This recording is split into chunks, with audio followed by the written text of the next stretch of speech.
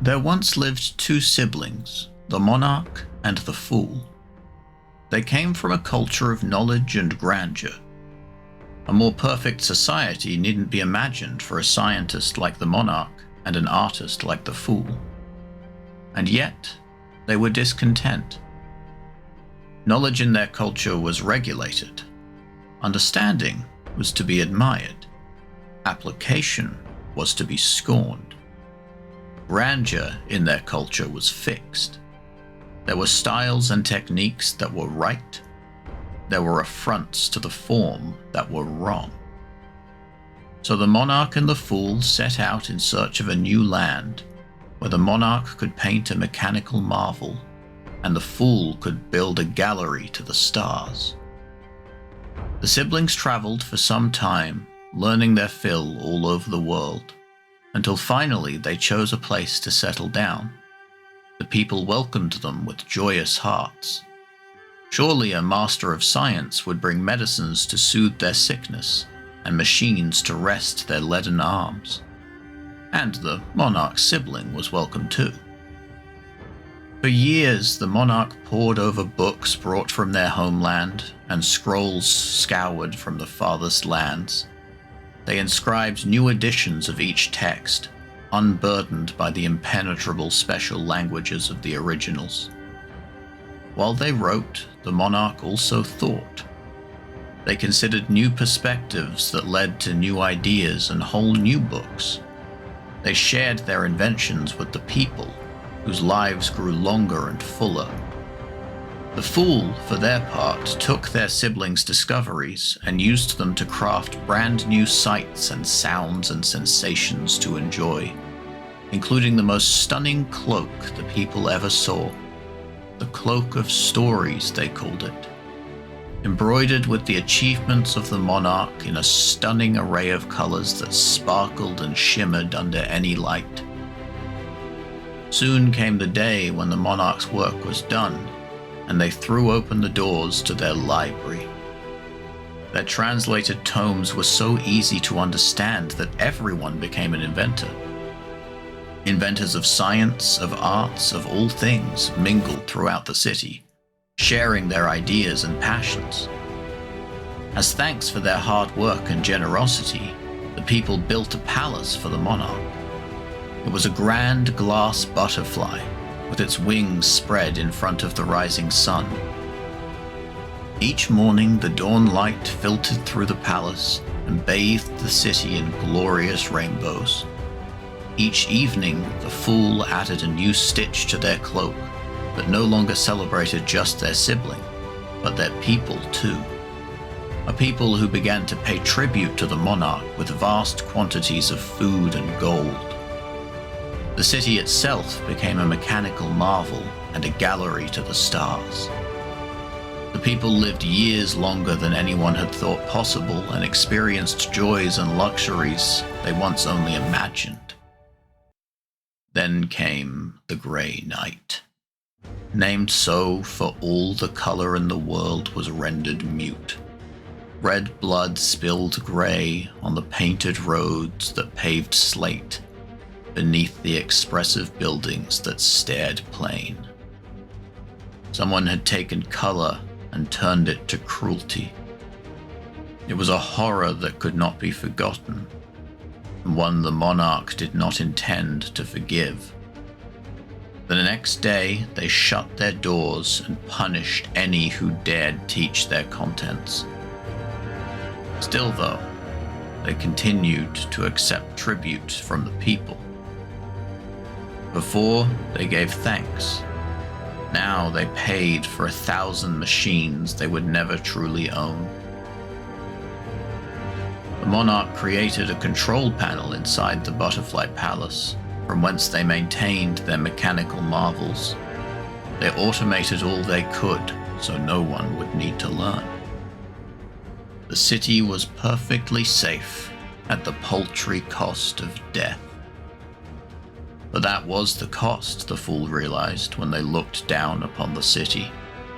All their wonderful sights and sounds and sensations were outlawed, but their creation required knowledge, and the only source of knowledge was to question. Questions were the one thing perfect safety could not abide. The curious could not consider the curiosities of the world.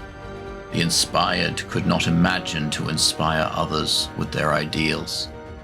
For if they did, the monarch could not live to permit them life. A compromise, the monarch offered. A machine that created colors. No need to learn. The machine would understand for you if you would only let it. No one let it. It was not curious, and it was not inspired, and so it evoked neither. The fool looked down upon a city of grey, and they felt only rage. The butterfly city was no more.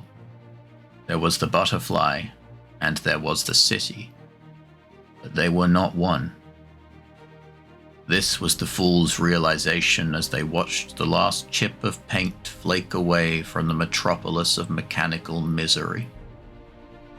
And so the fool climbed to the top of the butterfly palace and removed their cloak, to which not a single stitch had been added since the monarch closed their doors.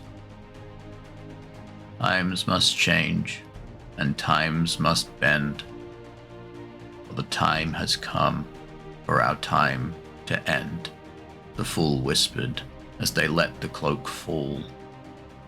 As it drifted down, it sparkled and shimmered. The people pointed and stared at the color in the sky, and when it landed, they saw it all. The achievements of the monarch and of the people, embroidered into a wondrous and spectacular tapestry with an incomplete line of stitches at the end. The cloak of stories was raised on high as a flag that sparkled and shimmered as the people laid waste to the butterfly palace. The monarch and the fool fled as the butterfly burned. The only room that survived was the library. There were cries from the crowd to burn the library too, and perhaps they would have, if not for one quiet voice in the back. Wait, it said. Without the library, there would be no cloak. Without the cloak, we would not have the library. The words echoed through the crowd, and they relented. At the back of the crowd, the monarch and the fool slipped away. Perhaps the people would make better decisions than the ones the siblings made for them.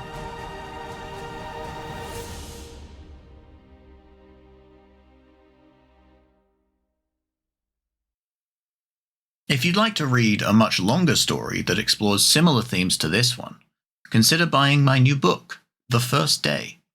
It's a novella set in the first 24 hours after time freezes everywhere on Earth other than the city of Perth, and a few much smaller locations around the world. The First Day already has several glowing reviews, including, "I really enjoyed this book, even though I generally wouldn't call myself a science fiction fan.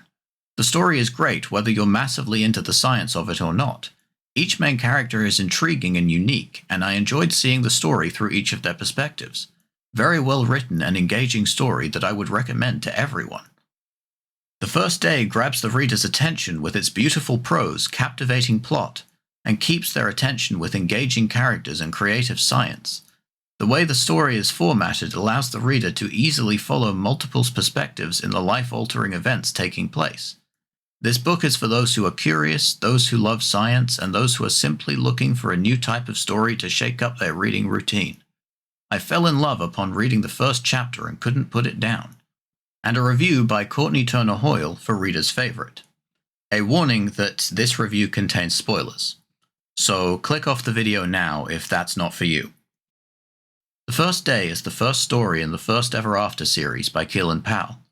The city of Perth is isolated from the rest of the world by what appears to be a scientific anomaly. 12-year-old Nevernai is on a plane with her parents when it crashes. She and the Premier are the only survivors. Alexander lives in an abusive household and is distressed when his father drives him to a preacher's house in the middle of the night. Cecilia, or Circe, and Leah, her 4-year-old sister, run from their house when Circe is injured. They're followed by a being only Cersei can see and hear. At the South Pole, Scott Murdo keeps a journal as reports of something apocalyptic flood their communications. Finn and Imai are scientists who seem to be at the center of the events and watch as the world drastically changes. Keelan Powell describes a scientific event that will knock you off your feet. Powell makes the science understandable while describing chronions and a time wave. Readers will be invested in Inevernai, Cersei, Leah, and Alexander as they navigate the events immediately after they transpire. The many perspectives will allow readers to absorb the enormity of the situation and make them wonder about the reason the children are so important to the officials in Perth. From the moment of the strange occurrence, the author moves quickly through the effects as these relate to the main characters. This is a great start to a series that will keep readers on the edge of their seats. Readers who enjoy apocalyptic stories with science fiction and a mostly young adult focus will like the first day.